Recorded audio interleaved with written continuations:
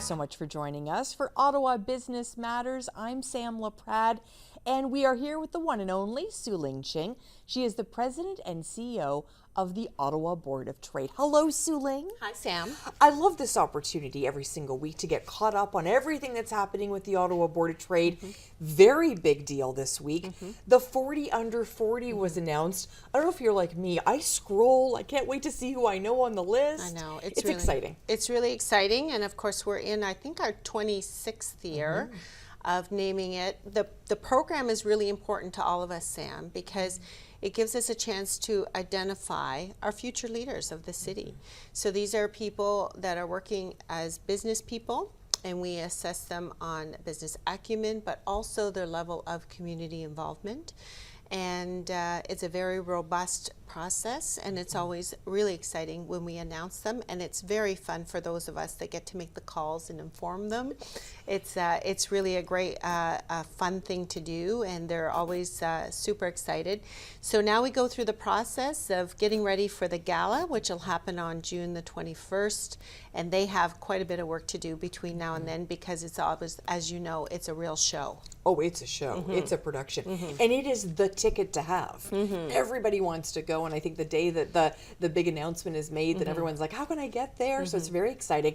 I was with this week one of the recipients of this incredible designation, and Eric Simmer from Zen Books. Oh, yes. And he was over the moon, thrilled. Good. And just like the other 39, very, very excited to have those opportunities to be recognized in the community. And what I love, and you can talk more about this, but I love that, yes, of course, it's about their professional, but it's about community. And when I think about that, I think about how we're all lifting each other up.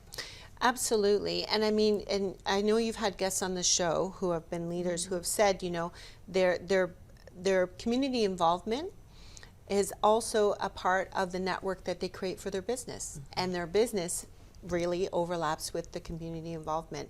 So it's an important thing, and we're really excited to be able to honor them. And I think it's exciting for them as well, because, and what they may not know yet, those that we've just announced, that we've learned from past cohorts, is they really develop strong relationships within the cohort. It's a really great way for the community as a whole to elevate, you know, who they are and what they do in their businesses. And it creates new opportunities for them as well. And I know I've shared this, but you know, when we look at those who have won this designation in the past, those are many of the community leaders that are making a big difference in our city right now. It's very exciting. Another big event, of course, on the horizon for the Ottawa Board of Trade is the big event for women, and people come together, Women, Wit and Wisdom. Talk to a little bit about that. So we've been running this event fairly consistently since 2017. Back then, there weren't as many women-focused events as there are today. This one remains a little bit special because we always highlight local women leaders, and you know, they do talk about things that they're doing in their business and things they're doing in the community, but really it's a little bit different because they tell their personal story, the personal story as it relates to how they've developed themselves as a leader, sometimes challenges that they've faced and how they've overcome them.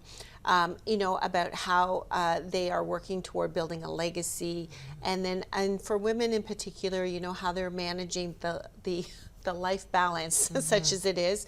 And so we've always had very, I call them raw and real conversations about what it is to be a successful, whatever that means for individual people, to be a successful woman in our community and in our businesses. So we're excited to host it at the beautiful Chateau Laurier in downtown Ottawa. We always have a lovely dinner and wonderful conversations. And again, it's an opportunity. Many women have said, you know, it's the highlight of their year because they're able to meet other women. Many times they become friends with some of the other women they meet there. So it's really exciting. And I know that there's a big announcement coming on who the speakers are going to be, so we're going to hold our breath for that, but it's always a great lineup. Yes, it is. Yeah, wonderful. Listen, this week has been really interesting in terms of the downtown core. We're just coming off, and I'm telling you, the buzz around City Building Summit is still there. I still hearing people, oh, were you I saw you there, and people are talking about the dialogue that happened there. And it's really interesting that, you know, a week later, the federal government comes out and says, everyone's going back 3 days a week. What's the response from the Ottawa Board of Trade when an announcement like that is made? I'll start by saying, as you know, the Board of Trade had identified downtown Ottawa as a top priority last summer. And we had been asked consistently about this idea of the workforce strategy changing for the federal government over almost as soon as the pandemic began, because such a huge portion of our population works in the downtown core, and over like 25%, and over 50% of those are public service. So when we went home during the pandemic, of course, that really hollowed out our city core. When we didn't come back full time as we expected to, then we started talking about, well, what does that mean for the future of the city core, which we know to be so important. Is over 20% of our GDP in our city. And so we knew that the government was also looking at disposing of some assets in the downtown core, and so we declared it a top priority, and we've been working ever since with economic partners, with elected officials, and with urban experts on what a downtown action plan could be. So that's why it figured so prominently in our last City Building Summit, that conversation. We've been really excited to have Premier Ford in Ottawa talking about the provincial government's support for downtown. We saw that the Prime Minister was visiting the Mayor, and they declared it as a priority on their joint agenda as well. And so we're really excited to see all of these things happening. And internally, you know, at the City Building Summit, we saw even federal bureaucrats who are responsible for important projects, you know, talking about how they understood how the work they're doing nationally does impact our city as well. So we're seeing all these blocks falling into place as we're leading up to the launch of our own downtown action report later this month. And so when we heard this week about the government deciding to go to 3 days a week starting in the fall, I guess what I would say is I'm unclear about what motivated this, you know, because we know that both the private and the public sector are struggling to find this balance, right, with this hybrid workforce. And so, you know, how does it impact building a culture? How does it impact mentoring young people? How does it impact productivity, which we're all, you know, very aware of right now is not as good as it should be across the country. And so I'm not sure what motivated them to do that, but strictly from the perspective of downtown, any impact that increases foot traffic in the downtown core is important. It's important to all of us as we transform the downtown, and it's not the only thing that's going to make a difference, right? Going back to the full in-time now, but it is a part of it, and it's an important part of it. What we don't believe is that it's the full thing. So we have to continue to focus on this action plan, which we think will help us become more diverse in the downtown and therefore more resilient. So yes, economic diversity and getting back to the office is a part of it. Having more people live downtown is a part of it. Investing in infrastructure, and then specifically transit infrastructure, and also building public realm. All of those things is a big part of what the downtown needs. And everybody has a role here. I mean, I think that's the other piece. And I've said time and time again, if you live in Canada, Orleans, Richmond, Stittsville, doesn't matter where, there's a role for everyone to play to make sure the downtown is vibrant. We're going to be speaking to someone in a few minutes that's heading up a wonderful tourism opportunity here. Well, we need to be tourists in our own town as well, right? It's all about community wealth building. We all have a role to play. So every one of us who lives and works in Ottawa, also everyone at the municipal, provincial, and federal government, we all have a role to play as business leaders and as residents. But we all have a vested interest too. And so like when we're talking about the vibrancy of the downtown, it's not for the downtown. It's the vibrancy of the downtown for the whole national capital area, because everything is connected, as we know. And so if the downtown declined, as we've seen happen in other US cities, to a point where you can't get it back, that is going to impact every taxpayer. It's going to impact our ability to attract talent, to attract investment, to attract visitors. And so What we all can do is this community wealth building thing. Like, look at how can you be a tourist in your own hometown? How can you buy local? How can you hire local? And these are all themes that you've been bringing to this show over the last few weeks. So important. Our next guest, of course, is Claude Brule, president of Algonquin College. I see Claude at every Ottawa Board of Trade event that I'm at, and I often think, why is Claude here? And then it makes sense to me, because of course he's going to be there. He is, he and his team at Algonquin College are bringing those future leaders, people going back for a second career. I mean, Algonquin is key to the infrastructure and the ecosystem here in the city. Absolutely. So we're very grateful to both Claude and to the Algonquin College team for being so close to the work that we're doing at the Board of Trade.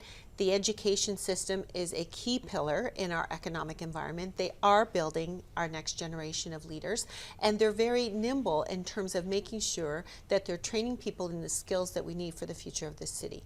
So we're grateful for the work we're doing. We stay very close to their folks too, as it pertains to making sure that we're advocating for the right things to advance our education system, to meet the needs of the future workforce. And so I'm looking forward to hearing your conversation with him. Absolutely. Karen Brownrigg's joining us as well today, IHR Advisory Services. Just as an aside, she's an Algonquin grad. Oh, is she? Right? So look how the world works. Yes. I'm a proud Algonquin grad. Yeah. So Yeah. I just love how it all comes together. Oh yeah, it's a great demonstration of how how important the work is that sure. they're doing here. Karen is a leader in our community, again a very big part of the Ottawa Board of Trade, and doing very innovative work in the space of human resources and human capital, which is something that our business community has identified has been it was a big challenge pre-pandemic, and with so many changes happening in our communities, in our economy, is even more important to make sure that you have a good handle on that. And so we're proud of the work that she's done with the Board of Trade and how she's trained people in our community. We've often had her speaking at our talent summit, and I know is a great resource to many business leaders. Wonderful. Always a pleasure. Thank you. Thank you, Sam. Sueling Ching, of course, joining us. She is the president and CEO of the Ottawa Board of Trade. As promised, Claude Brule joining us from Algonquin College here on Ottawa Business Matters. Stay with us, everyone.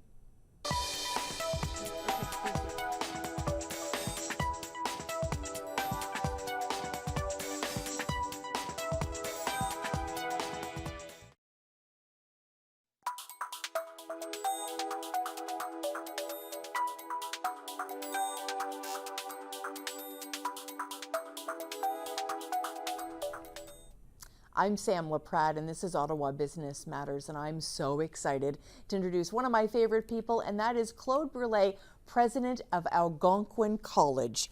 You are in the hot seat, and I'm so excited. I am. Yeah, Thank you for great. having me on your show, Sam. As you know, I'm just such a proud Algonquin alum. I tell everybody, I went to Algonquin. It was the best time.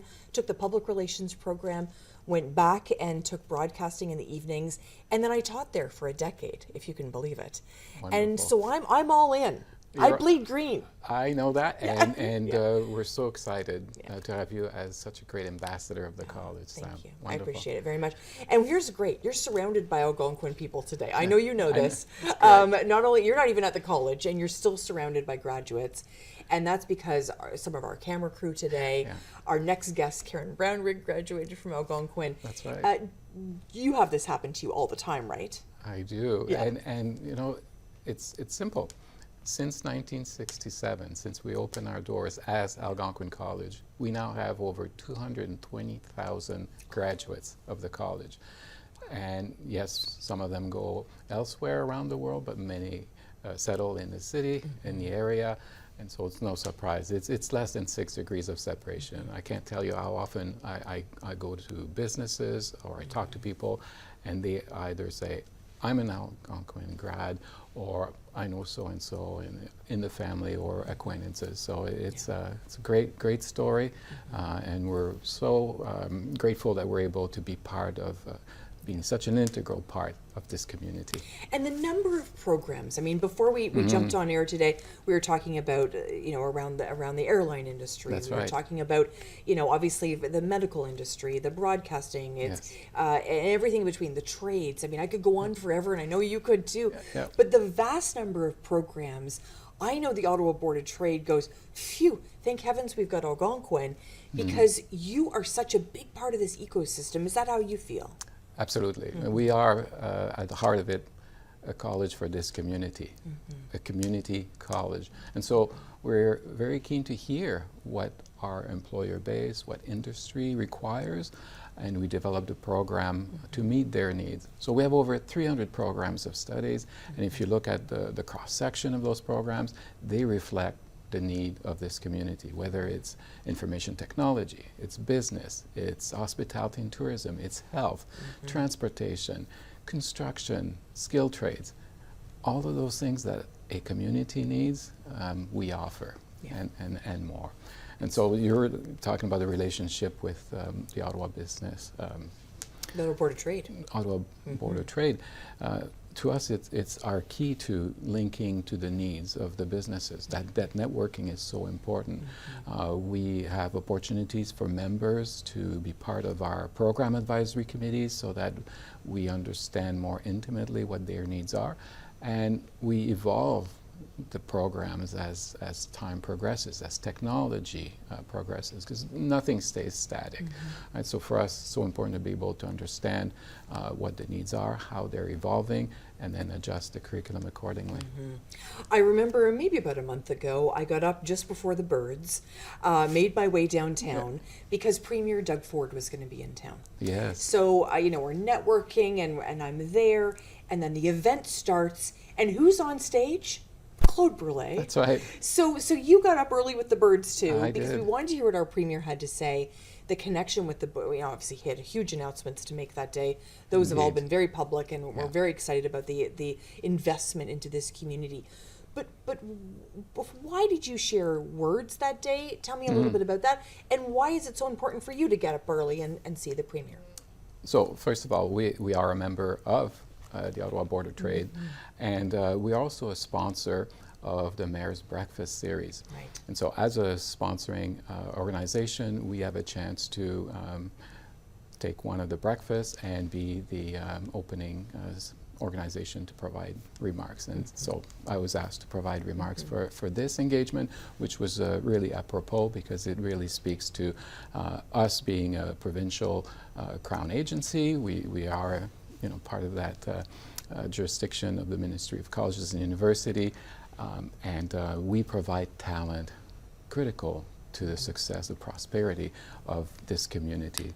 So it was a great opportunity, a great chance for me to be able to, in some way, speak to the converted, I suppose, but really to reconnect and assert that message with our community. We're here for you. We're here to support the prosperity of our community, and we have very diverse talent to offer to that community. So I was so pleased to be able to offer that message that morning, and I heard from many in the audience afterward that it really resonated with them. Oh, and there were 600 people there. I know. I was so impressed, and I thought the community really came together, and I think it was important from a business perspective for the Premier to know that business people wanted to hear from him as well. Oh, exactly. I thought it was really key. Yeah, we normally host the event at the City Hall, and clearly it wasn't sufficient. People wanted to hear what the Premier had to say, so changed the venue, add more seats, and we ended up in the Shaw Center, 600 people, as he said.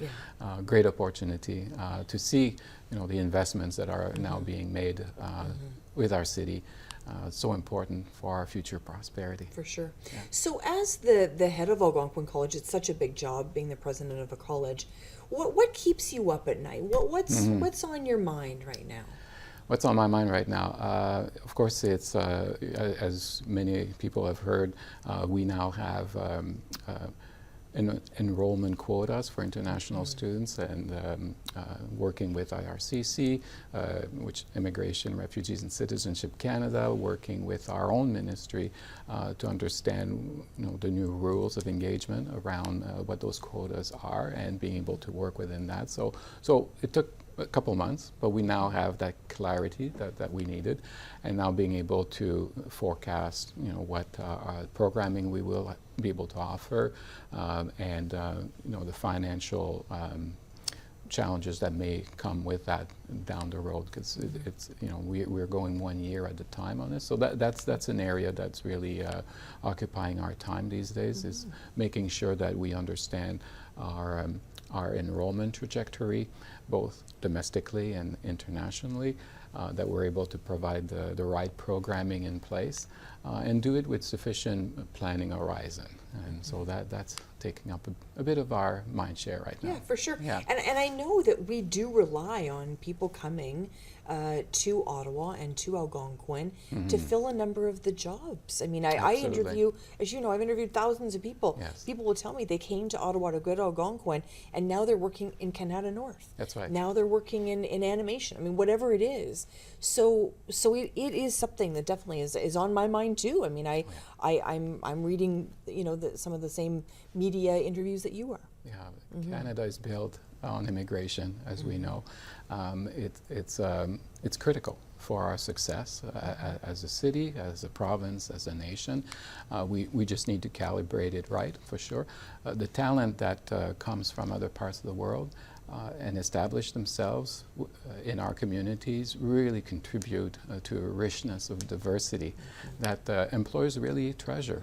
And it's important that, you know, those students that graduate, that perhaps return to their home country, become ambassadors for us as well, and help us create connections and bridges. So that's another investment that we need to recognize as well. I love that. I hadn't thought about that perspective.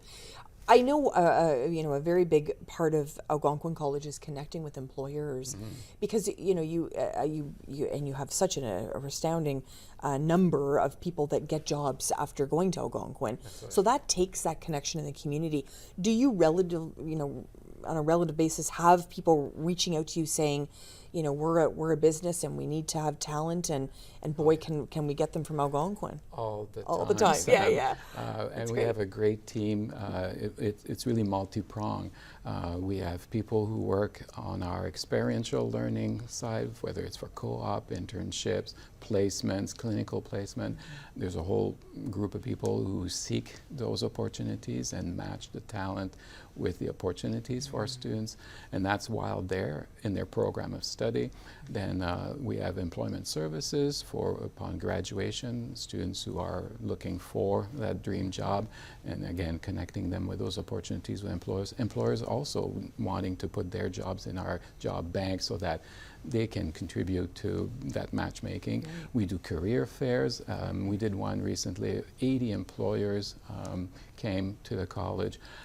Wide range of types of opportunities in the tech sector, government, you know, not-for-profit sector, and students watching them, you know, put their skills and their talent in networking, submitting their CVs, making these connections. That's what we're all about, is transforming the hopes of our students and their dreams into lifelong success. Yeah. And we see that in action. And you've done such a beautiful job. And I mean, I graduated in 1991. I'm only telling you that, by the way. But 1991, and I think about the college then and the college now. I know. It is, I almost want to go back because, I mean, the experience, Jack Doyle Rex, I mean, the Jack Doyle Center, I mean, what that campus has become. I'm just so proud. I'm just so proud. And I know a lot of donors have contributed. I know that your team has worked really hard. But it's just been such an honor to see the college grow. It's fantastic. It's a great success story. Irrespective of the metric you want to use, we've at least doubled in size in the last 10, 15 years. Enrollment, programming, facilities. Beautiful facilities. Yes, we still have some that need some TLC, but we also have, as you noted, a new student commons building, the new athletic and recreation center, really attractive facilities that the students really enjoy and really make a difference in the college experience for the students. So for me, it's a great pleasure to be at the helm and help drive the college, its success, and meet the needs of employers. You talked about donors, again, critical. We are assisted by the province, as we know, and it takes a village to create a graduate, and so, you know, we need donors to also be with us, whether it's for in-kind equipment that is much needed in our laboratories, whether it's contributing to bursaries and scholarships for students. Many have financial needs, and we really need the support of our community. Do a great job. Thank you very much. Keep it up, my friend. Claude Brule, of course, joining us from Algonquin College. When we come back, Karen Brownrigg's going to be here, and I know you're going to be here. Stay with us on Ottawa Business Matters.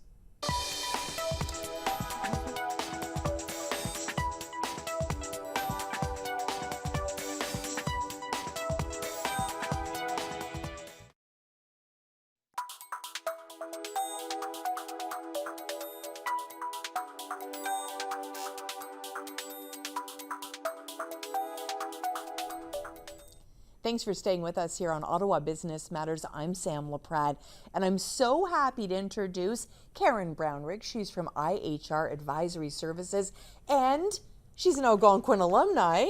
Damn straight I am. How amazing is that? Yeah. So we've got something in common again. We just discovered this today. We did. Having Claude Brule on from Algonquin College He's brought us all amazing. together. Yes, he's lovely. So tell us what you do. What's IHR? So I have a team of HR experts who partner with organizations to protect the organization, enhance the employee experience, and drive results. So we are an extension of the teams that we work with. We get to know them very well, and now small and medium-sized businesses have access to very experienced HR professionals, myself with 30 years of HR under my belt. It kind of hurts to hear myself say It's that. all good. But really experienced HR practitioners. And I used to have calls all the time when I worked in-house as an HR professional from friends of mine who were running businesses and saying, like, why don't I have access to expert advice from somebody who's been there, done that, everything's soup to nuts in HR. I can't afford to do that.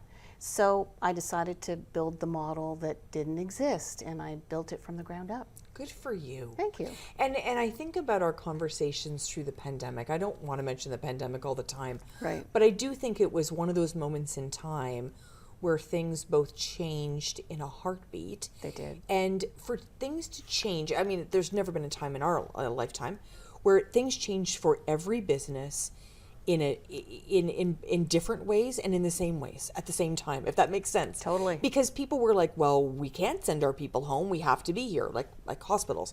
And then there was people like, well, we have to send everybody home because we're a business that is supporting people that have to come in and no one's coming in. So it became very complicated for people, and on top of all that, changed every 5 minutes. It did. So talk to me a little bit about how your role even evolved during the pandemic. Well, it was really interesting because not only were the environments changing for businesses and how they were operating, but the employment legislation was changing as well. So I've never seen so many changes in employment legislation as I've seen in the past 8 years. And so businesses were starting to doubt their instinct in terms of making a decision. So am I making the right decision based on what my employees need? Am I making the right decision based on what my company needs or my organization needs? And by the way, if I make these changes, am I breaking any of the employment laws? I don't know anymore. So we went from a place where people felt very confident in where they were going and what they were doing, and then the carpet just got pulled out from underneath them. And you know, Sam, I think we're still recovering from that. Oh, I agree. It's just quite the shift, and organizations are now having to recalibrate because not only did they make all these adjustments in how they operate during the pandemic, they had to do it again post-pandemic, and now they're doing it in an economy that is really quite challenging for businesses. So we used to see that we had this war on talent. So the questions we were getting were, you know, how am I going to attract and retain people? It's so competitive. I can't afford to pay what some of the bigger organizations are paying, or I don't know what employees want anymore. It's gone from that to I need to hunker down now, and I'm not necessarily hiring. I might be putting on a hiring freeze, And now I need to recalibrate and understand, do I have the right people doing the right things? And how do I make it so that they are growing and developing in my organization, all while I'm trying to keep my operations at the levels that they were at? Yeah, it is just so complicated, and I think when people get used to staying at home, then it becomes even more challenging. It's definitely been a time where employers and employees, the communications between them also became sometimes stressful. Absolutely. A couple of things that resonated with me that you just mentioned. Got used to working at home. You know, that's a real struggle for both the employees and the employers, because what we're seeing now are some significant statistics on how long it takes somebody to be onboarded in an organization that is working a hybrid or a fully remote model, comparatively to an organization that has more in-person planned, like 30, 60, 90-day onboarding plans where people are able to assimilate information organically by walking down the hallway, talking to someone, and it's really, really significant. And organizations are recovering from that now because people still haven't learned the things that they would have learned in the timelines they would have learned them before we went to this hybrid, fully remote model. And people talking to each other. There's a significant decrease in the manner in which we engage in a civilized and respectful manner. Sadly, I've heard this. Oh, yes. yeah. And there's, you know, just a quick response. There's, you know, I can say something maybe in a Zoom meeting or a Teams meeting or a Google Meets meeting, and just, you know, throw out a zinger, and then all of a sudden the camera's off and I don't have to face you down the hall or in the hallway. And so the conflict has been on the rise, and that's an ongoing challenge. And I think we've all kind of had to adapt to that social anxiety that we experienced of reintegrating back. So we forget we have people at different stages who are still reintegrating back to more of an in-person model. And we have to take that into consideration when we're designing the way teams are engaging and how employers are hiring and onboarding people. Really important. And, you know, as a business leader and as a female business leader, I think we're facing, you know, some really interesting times in our city. We're seeing a lot of boards that still are not having enough female leadership. We're seeing very few CEOs and presidents with women leadership roles. What are your thoughts? I think we need to design our recruitment strategies a little differently. I think we've got to be opening them up to different networks that we haven't done before to engage women more proactively. You know, so I'm the chair of the board for the Ottawa Cancer Foundation, and we have a very specific recruitment strategy to ensure that we're doing that. But we have to have the checks and balances in place to ensure that we're not naturally falling back to old habits where we're contacting people in our existing networks. It really does start with engaging people that we normally wouldn't be engaging with and finding new and different ways to do that.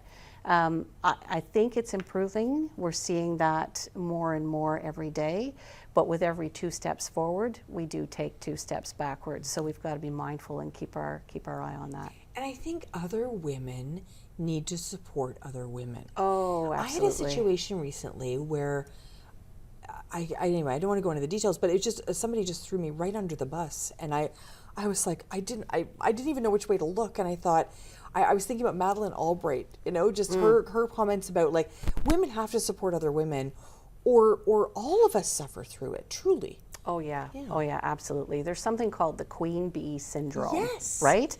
Yes. Yeah, it's a very, very lethal reality. I've experienced it as well, and it's hugely problematic. And we need to be making space for women to support other women. We need to be celebrating the women who are doing that. We need to be teaching other women how to do that.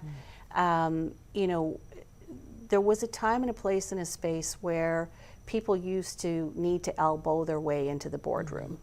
The door is open. There is absolutely no need for somebody to stomp on somebody. There's plenty of seats at that table. And we need to be much more collaborative in how we're sharing those seats. Well, and to be honest with you, I thought about it afterwards because I thought, I'm 53, I'm pretty seasoned.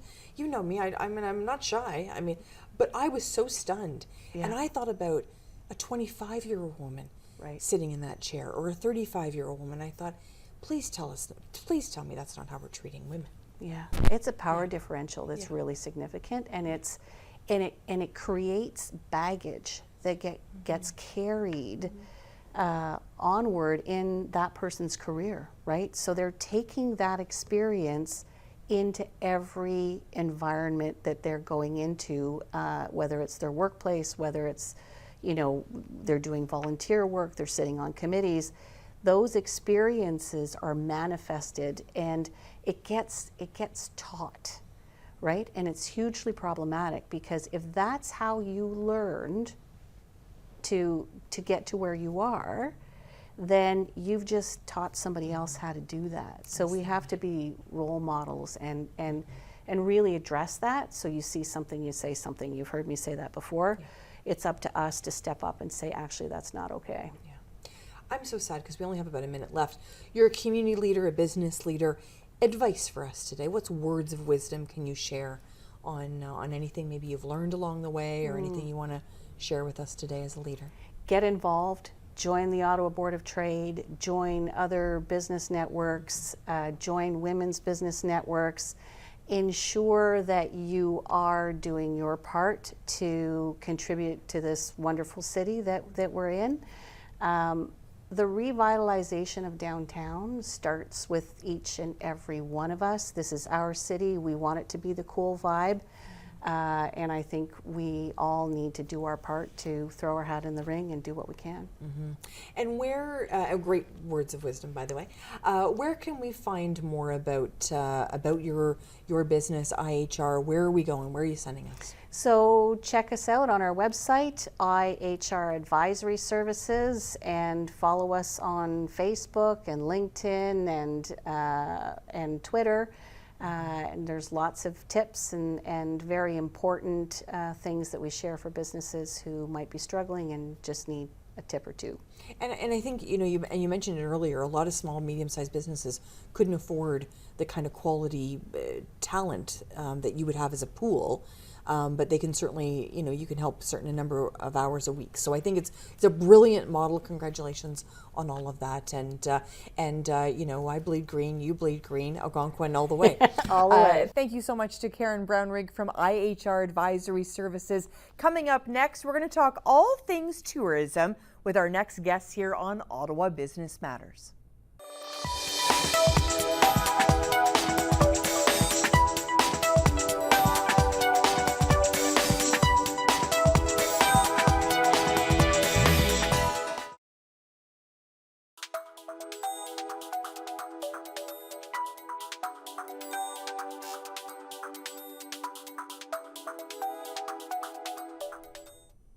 Well, I'm going to tell you all my secrets today. I love this city. I love showing off this city. I love visiting this city. And we're going to talk all tourism things today. Anastatiia Komisarenko is joining us today, as well as Etienne LeBlanc-Cameron. Hello to you both. You're both well? Yes. Fantastic. Yes. Representing Grey Line and Lady Dive. Etienne, how did it all begin for you?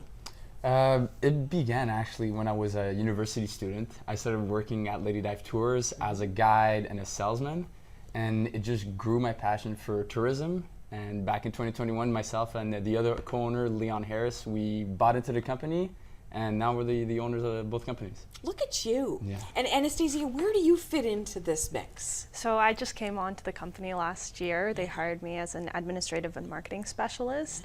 And because it's a small business, you know, there's a lot to learn. And with them just starting out, they really let me do a lot of different things. So I it's just pictured a incredibly number exciting. of hats on your head. Oh, yes. Yeah, exactly. Oh, yes. Yeah, you're a very visual person, so I saw that. I mean, showcasing this beautiful city to the world. You have the best job. It is the best job, Yeah. and we get to meet so many people from so many places to show them my favorite city in Canada. So I'm more than happy to do that for people who visit the city. Yeah, it's wonderful. And of course, you have the best job too, because the marketing of Lady Dive and of course Grey Line, give us a sense of what you're sharing with people in terms of people coming to the city. How do you encourage them to use the services to get the most they can out of the visit to Ottawa?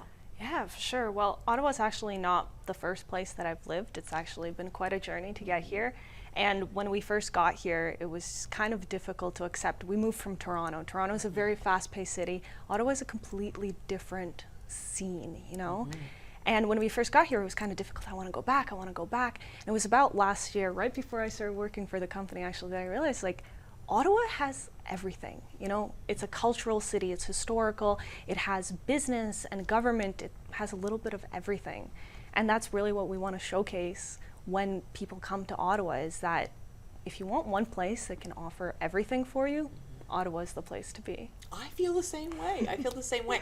And give us a sense of when you're, you know, loading up the bus, loading up to take the Lady Dive tour, who's using the services? Mostly, obviously, people that are from out of town. They want a quick appreciation of seeing the highlights of the city. With our double-decker, we have 15 different stops, 2 actually new from this year. Nice. And so we're super excited to show them. Whereas the Amphibus is the only amphibious tour in the province of Ontario or Quebec.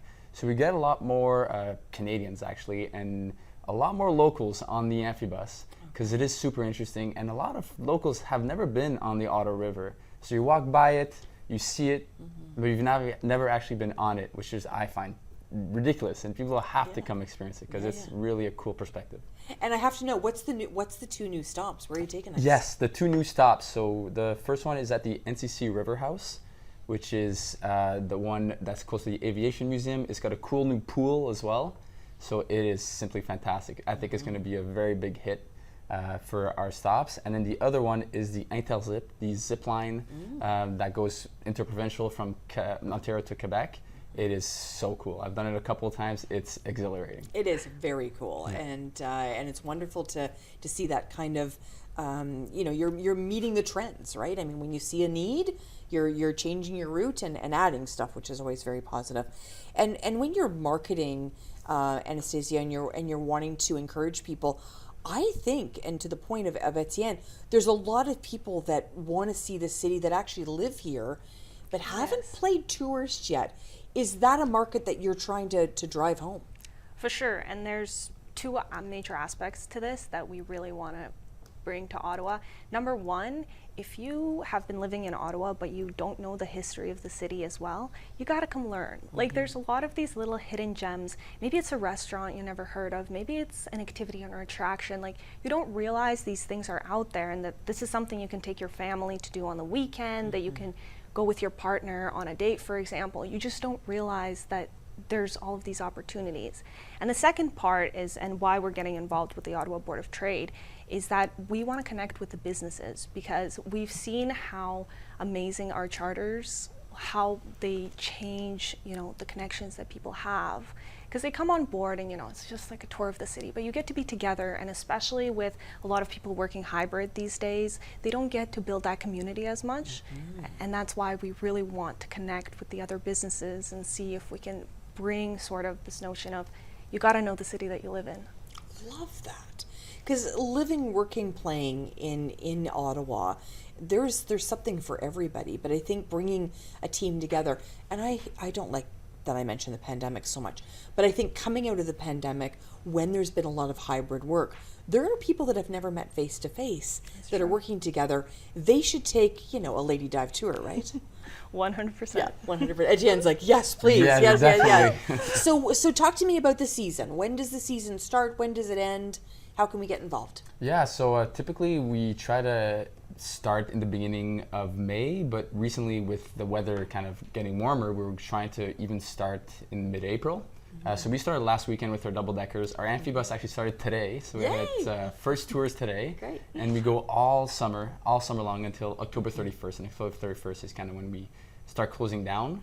But we still have charters, as she was saying. We're trying to maybe open up during the winter, still trying to see what we can do to, again, bring the city more alive during the winter and still have some kind of vibe of to see the city. Love it. Yeah. I don't know if you've heard of the Tulip Festival or not. Just teasing. The Tulip Festival would be huge for you, right?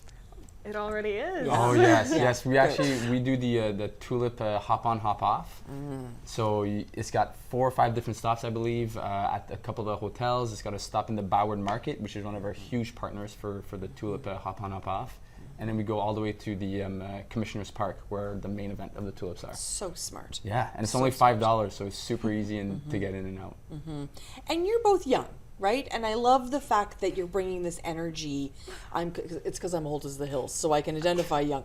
But when you bring that kind of youthful energy, I think it inspires young people to see their city in a different way too.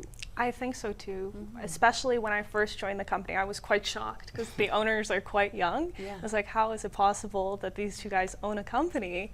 And it's incredible. Like, I've learned so much in being there, and the fact that they're also learning while they're out there. And the reality is there's going to be a lot of businesses that are going to be taken over by young professionals, entrepreneurs, especially in Ottawa.